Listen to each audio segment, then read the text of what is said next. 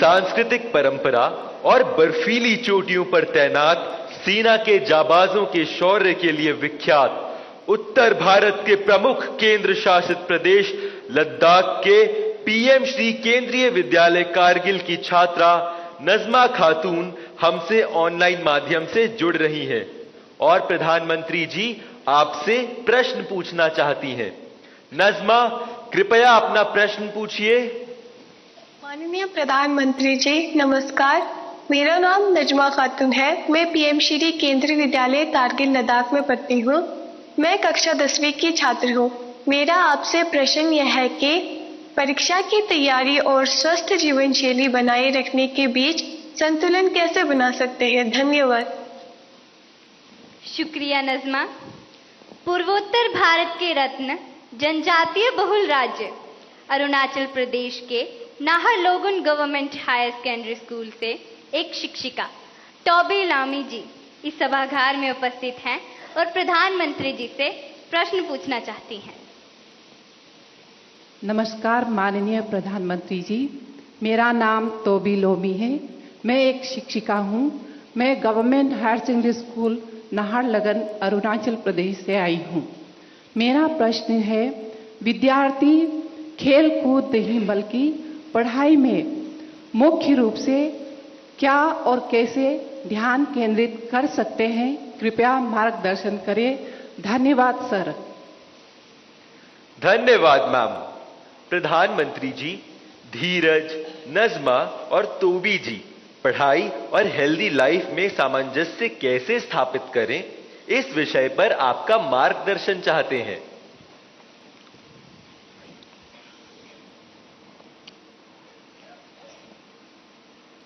आप में से बहुत सारे स्टूडेंट्स मोबाइल फोन का उपयोग करते होंगे और कुछ लोग होंगे शायद उनको घंटों तक मोबाइल फोन की आदत हो गई होगी। लेकिन क्या कभी ऐसा विचार आया मन में कि नहीं मैं रिचार्जिंग में फोन रखूंगा तो मेरा मोबाइल का उपयोग कम हो जाएगा, इसलिए रिचार्जिंग नहीं करूंगा। अगर रिचार्जिंग नहीं करूंगा तो मोबाइल काम करेगा क्या? करेगा क्या? तो मोबाइल जैसी चीज जो रोजमर्रा देखते हैं उसको भी चार्जिंग करना पड़ता है नहीं करना पड़ता है? अरे जवाब तो दीजिए। रिचार्ज करना पड़ता है नहीं करना पड़ता है? अगर मोबाइल को करना पड़ता है तो ये बॉडी को करना चाहिए कि नहीं करना चाहिए?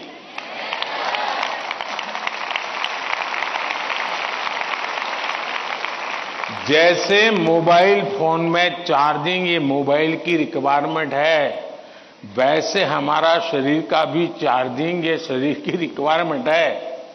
आप ऐसा सोचो कि नहीं पढ़ना है तो बस विंडो बंद, पढ़ाई, बाकी सब बंद, ऐसा कभी नहीं हो सकता है। जीवन ऐसे नहीं जी सकते हैं और इसलिए जीवन को थोड़ा संतुलित बनाना पड़ता है। कुछ लोग होते हैं खेलते ही रहते हैं, वो भी एक संकट होता है। लेकिन जब आपको एग्जाम देनी हो, क्योंकि लौकिक लाइफ जीवन में इन चीजों का अपना महत्व है, इसको टाल नहीं सकते। लेकिन अगर हम स्वस्थ ही नहीं रहेंगे, अगर हम अपने शरीर में वो सामर्थ्य ही नहीं होगा, तो हो सकता है कि 3 घंटे एग्जाम में बैठने का सामर्थ्य खो देंगे, फिर 5 मिनट ऐसे ही करके बैठा रहना पड़ेगा। और इसलिए स्वस्थ शरीर स्वस्थ मन के लिए भी बहुत जरूरी है।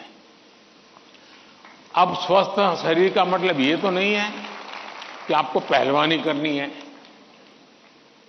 ये आवश्यक नहीं है, लेकिन जीवन में कुछ नियमितताएं होती है। अब आप कभी सोचिए कितना समय है जिसमें आप खुले आसमान के नीचे सनलाइट में बिताए हो। अगर आप चलो पढ़ना भी है तो किताब लेकर के सनलाइट में बैठो ना भाई थोड़ी देर। कभी कभी बॉडी को रिचार्ज करने में सनलाइट भी बहुत जरूरी होता है। क्या कभी कोशिश की नियम से कि भाई मैं दिन में कैसे भी करके इतना तो मौका निकाल दूं ताकि मुझे सनलाइट के साथ नाता रहे। उसी प्रकार से कितना ही पढ़ना क्यों ना हो, लेकिन नींद को कभी भी कम मत आंकिए। जब अपनी मम्मी हमको कहती हैं कि सो जाओ, तो उसका इंटरफेरेंस मत मानिए। ज्यादातर स्टूडेंट का ईगो इतना हर्ट हो जाता है कि तुम कौन होती हो, सो जाओ और मुझे कल एग्जाम देनी है, मैं सोऊंगा नहीं सोऊंगा, तुम्हें क्या लेना है। ऐसा करते हैं ना घर में। जो नहीं करते हैं मन ना बोले, जो करते हैं वो बोले। जरा करते हैं, कोई नहीं बोल रहा है। लेकिन ये पक्का है कि नींद के विषय में भी अगर एक बार रील पर चढ़ गए, एक के बाद एक रील देखते गए, छुपाना चाहते हो ना। कितना समय बीत गया पता नहीं, कितनी नींद खराब हो गई पता नहीं। क्या निकाला, पहला रील देखा था, याद करो जरा, याद भी नहीं है। ऐसे ही देख रहे हैं। ऐसे हम नींद को बहुत कम आंकते हैं। आज आधुनिक हेल्थ साइंस जो है वो नींद को बहुत तवज्जो देता है। आप आवश्यक नींद लेते हैं कि नहीं लेते हैं, वो आपके स्वास्थ्य पर बहुत बड़ा महत्वपूर्ण है। आपको उस पर ध्यान केंद्रित करना चाहिए। इसका मतलब ये भी नहीं कि बस एग्जाम तो आती रहेगी। मोदी जी को मिला था, उसने कहा है सो जाओ। अभी यहां आर्टिस्टिक बोर्ड बनाओ और घर में घुसते ही लिखो सो जाओ, मम्मी पापा को दिखा दो सो जाओ। ऐसा तो नहीं करेंगे ना। कम नींद स्वास्थ्य के लिए अनुचित है। कुछ अपवाद लोग होते हैं जिनको उन्होंने अपने एक ऐसे स्टेज पर बॉडी को ले गए हैं, उनको शायद उससे बाहर होंगे। सामान्य मानवीय के जीवन के लिए अनुचित है। आप कोशिश कीजिए कि आपकी रिक्वायर जितनी भी नींद है वो आप पूरी लेते हैं। और ये भी देखिए कि साउंड स्लीप है कि नहीं। बहुत गहरी नींद होनी चाहिए। आप हैरान हो जाएंगे, ये जो टीचर बैठे हैं ना, बड़ी आयु के टीचर, ये सुनकर के जरूर चौंक जाएंगे। आज भी मैं इतना सारा मेरे पास काम है ना, आप लोगों जितना नहीं है।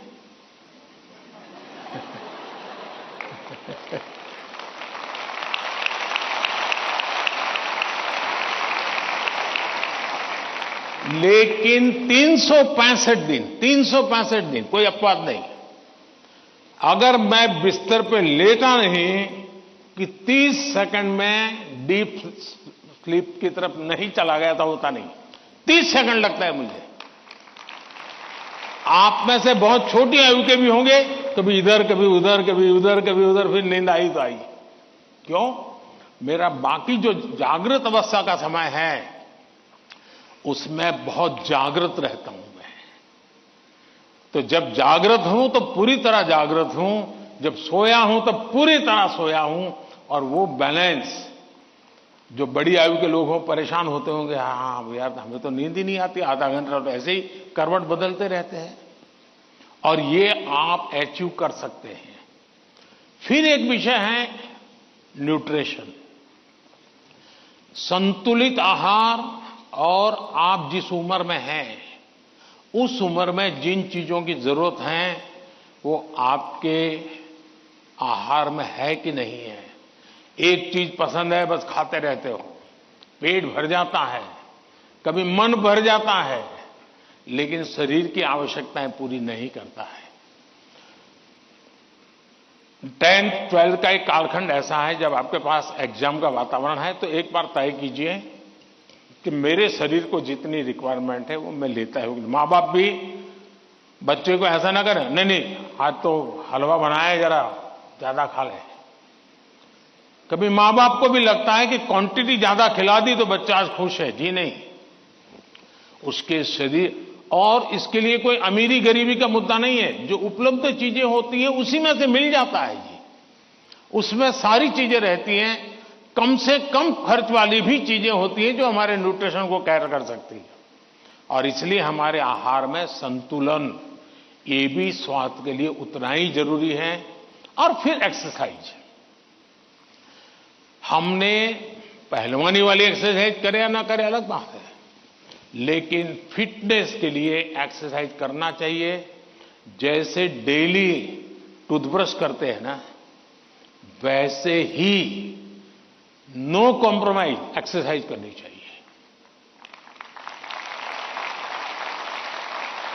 मैंने कुछ बच्चे ऐसे देखे हैं, वो छत पे चले जाते हैं, किताब लेके चलते हैं और पढ़ते रहते हैं, दोनों काम कर लेते हैं, कुछ गलत नहीं है।